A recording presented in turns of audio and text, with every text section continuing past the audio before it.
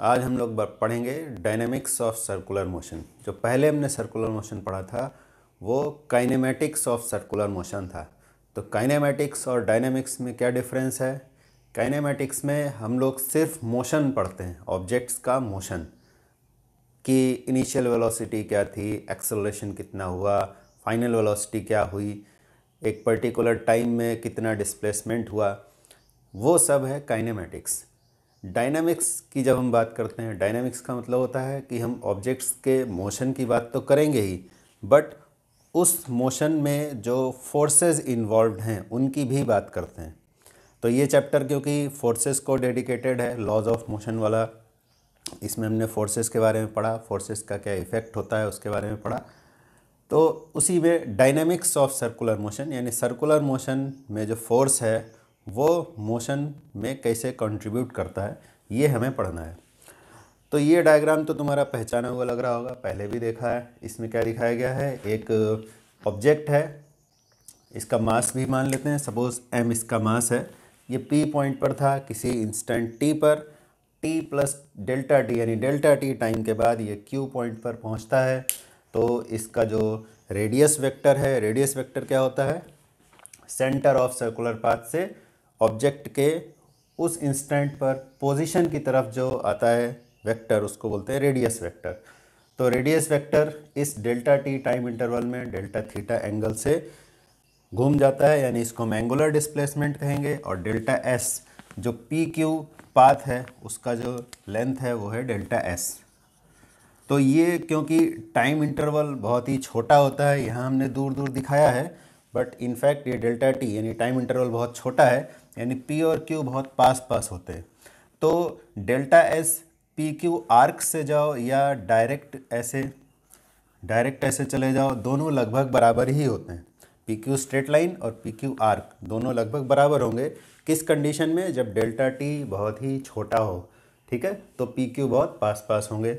तो delta S जो arc का लेंथ है उसकी बजाय हम पी क्यू अगर स्ट्रेट लाइन से जाते हैं तो डेल्टा एस को लीनियर डिस्प्लेसमेंट भी कह सकते हैं। तो एंगुलर डिस्प्लेसमेंट कितना हुआ इस डेल्टा टी टाइम में? वो हुआ डेल्टा थीटा। लीनियर डिस्प्लेसमेंट कितना हुआ? वो हुआ डेल्टा एस। ठीक है। तो अब सर्कुलर मोशन भी दो टाइप का है, यूनिफॉर्म और नॉन यूनिफॉर्म। नॉन यूनिफॉर्म में क्या होगा कि डेल्टा टी टाइम इंटरवल अगर हम डिफरेंट पोजीशंस में लें और सब जगह अगर डेल्टा एस एक बराबर आए तो इसका मतलब होगा कि सेम टाइम में सेम डिस्प्लेसमेंट हो रहा है। सेम डिस्प्लेसमेंट तो खैर नहीं होगा, मान लो यहाँ डायरेक्शन चेंज हो जाएगा तो डिस्प्लेसमेंट हम नहीं बोलेंगे, डिस्टेंस बोलेंगे। तो अगर सेम टाइम इंटरवल में सेम डिस्टेंस ट्रेवल्ड है तो इसका मतलब होता है कि स्पीड सब जगह, इस ऑब्जेक्ट की सब जगह स्पीड सेम है। डायरेक्शन क्योंकि चेंज होते रहता है, जैसे यहाँ पर अगर ऑब्जेक्ट होगा तो डायरेक्शन ऑफ इट्स मोशन यानी वेलोसिटी इस डायरेक्शन में होगी, यहाँ पर ऑब्जेक्ट आ जाएगा तो वेलोसिटी इस डायरेक्शन में हो जाएगी, यानी टेंजेंशियल डायरेक्शन रहता है। ये सब हम लोग काइनेमेटिक्स ऑफ सर्कुलर मोशन में डिस्कस कर चुके हैं कि रेडियस वेक्टर और वेलोसिटी वेक्टर एक दूसरे के परपेंडिकुलर रहते हैं हमेशा ही। तो अगर हर पोजीशन में स्पीड सेम है तो मोशन कहलाता है यूनिफॉर्म सर्कुलर मोशन।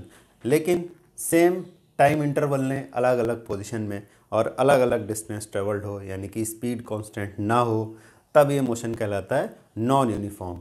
तो हमारे सिलेबस में यूनिफॉर्म सर्कुलर मोशन ही है, यानी सब जगह स्पीड एक बराबर रहेगी।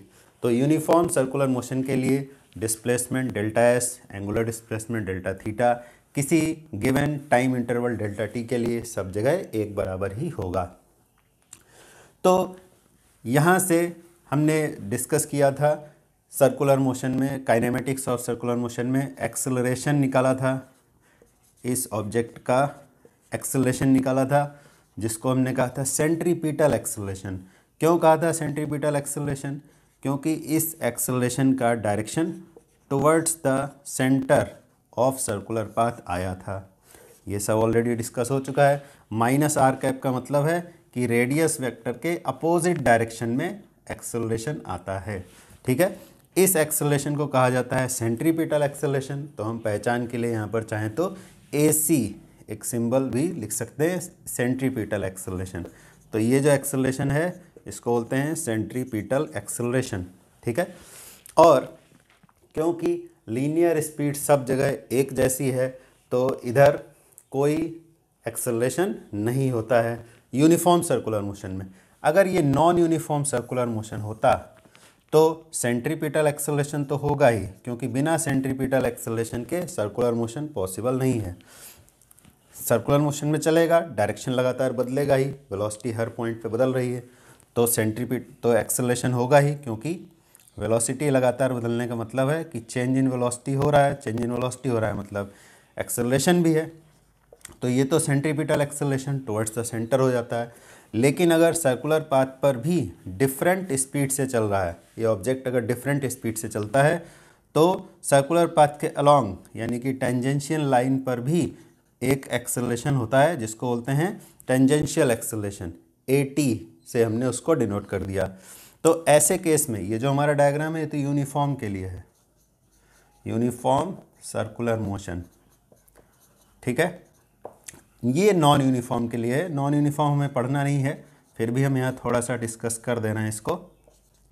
नॉन यूनिफॉर्म सर्कुलर मोशन, अगर नॉन यूनिफॉर्म सर्कुलर मोशन होता है तो सेंटर की तरफ तो एक्सेलरेशन होगा ही, साथ ही साथ सर्कुलर पाथ के अलोंग यानी टेंजेंशियल डायरेक्शन में भी एक एक्सेलरेशन होगा, क्योंकि अलग अलग पॉइंट पर अलग अलग स्पीड है, डिफरेंट पॉइंट पे स्पीड भी डिफरेंट है, यानी कि सर्कुलर पाथ के अलोंग भी एक्सेलरेशन है। तो उस केस में जो नेट एक्सेलरेशन होता है वो सेंटर की तरफ डायरेक्टेड नहीं होता है, वो AT और AC दोनों का रिजल्टेंट होगा। तो रिजल्टेंट कैसे बनाते हैं ये हम लोग कई बार पढ़ चुके हैं, जानते ही हैं कि अगर दो वेक्टर्स हैं AT और AC तो इनका पैरेललोग्राम कंप्लीट करो और जो डायगोनल बनेगा, ये डायगोनल जो आएगा यही नेट एक्सेलरेशन होगा, ठीक है।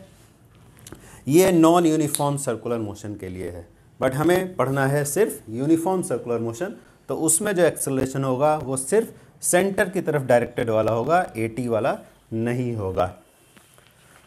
तो ये इतना डिस्कशन हमारा ऑलरेडी हो चुका था।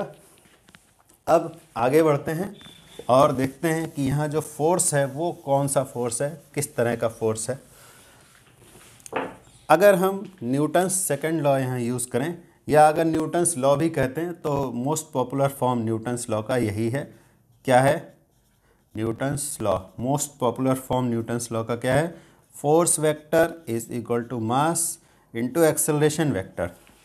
तो इस इक्वेशन से क्या पता चलता है कि फोर्स वेक्टर का जो डायरेक्शन होता है वही एक्सेलरेशन वेक्टर का डायरेक्शन होता है। यानी एक्सेलरेशन वेक्टर है, उसमें मास स्केलर क्वांटिटी मल्टीप्लाई करो तो जो डायरेक्शन फोर्स का आएगा वो वही होगा जो एक्सेलरेशन का है। तो एक्सेलरेशन का डायरेक्शन हम जानते हैं किस तरफ है, minus R cap. Minus R cap का मतलब क्या हुआ? ऑब्जेक्ट के पोजीशन से सेंटर की तरफ यानी रेडियस वेक्टर के ऑपोजिट डायरेक्शन में। माइनस का मतलब क्या होता है वेक्टर में? Opposite direction. और आर कैप का मतलब क्या हुआ? Unit vector in the direction of radius vector. तो इससे पता चल जाता है कि फोर्स जो ये ऑब्जेक्ट एक्सपीरियंस करेगा वो फोर्स भी उसी डायरेक्शन में होगा जो एक्सेलरेशन का डायरेक्शन है, यानी कि towards the centre of the circular path. तो इसलिए हम क्या लिखेंगे? Force on the body which performs uniform circular motion। Uniform circular motion करने वाले बॉडी पर लगने वाला फोर्स क्या हो जाएगा? Mass into acceleration. तो मास मल्टीप्लाई किया mv²/r into minus R cap. तो ये फोर्स भी माइनस आर कैप डायरेक्शन में है। माइनस आर कैप डायरेक्शन में है का मतलब ऑब्जेक्ट के पोजीशन से टुवर्ड्स द सेंटर है। इसीलिए इस फोर्स को भी कहा जाता है सेंट्रीपिटल फोर्स।